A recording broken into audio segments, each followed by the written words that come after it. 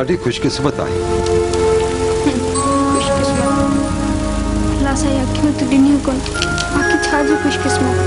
पर चरी हाणे त तुंहिंजा भाग मटिजण वारा आहिनि। हुन माण्हू तोखे पंहिंजूं अखियूं ॾिनियूं। कहिड़े माण्हू? तूं जॾहिं पट ते फतकी रही हुई तॾहिं इहो माण्हू तोखे पंहिंजे कमरे में वठी आयो ऐं तुंहिंजे लाइ एतिरो परेशान हुयो जो हिकु घड़ी लाइ त असां इहो सम्झो त ॼणो तुंहिंजो सॻो पीउ आहे। हुन माण्हू तोखे पंहिंजे कमरे में रहायो छो त सॼी अस्पताल में किथे बि जॻहि न हुई।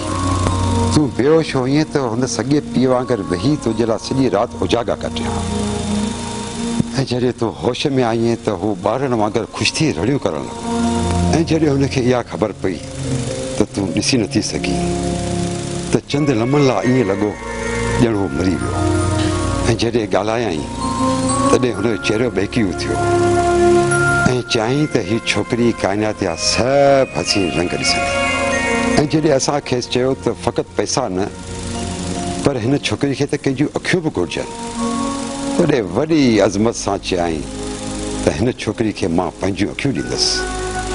डॉक्टर साहब मूंखे अखियूं ॾी हुनखे छा मिलंदो? हू त मुंहिंजो कुझु बि नथो थिए। हू मुंहिंजे लाइ एतिरो छो पियो करे? अंधी हण करे मूंखे मुंहिंजा माइट विच रोड ते उछले विया पर हू त मुंहिंजो कुझु बि नथो थिए। हू मुंहिंजे लाइ एतिरो छो पियो करे?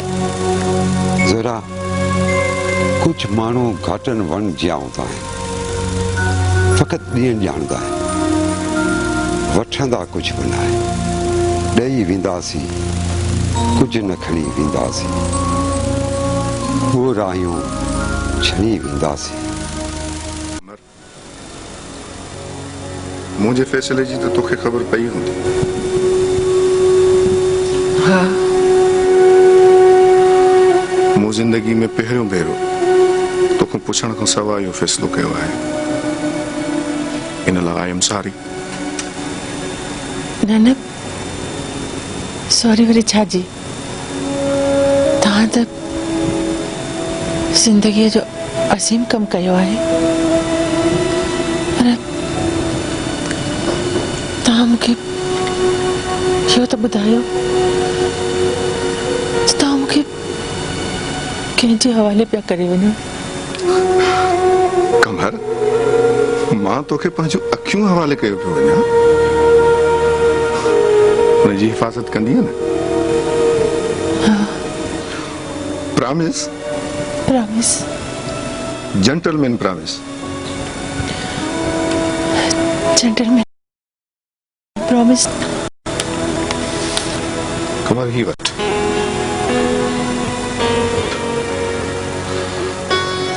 हिक लिफ़ाफ़े में वसीयत आहे ऐं ॿिए लिफ़ाफ़े में ख़त ऐं जॾहिं आउं न हूंदुसि न त इहो ज़हरा खे ॾिजांइ ऐं कुझु पैसा मूं ज़हरा जे ना कया आहिनि।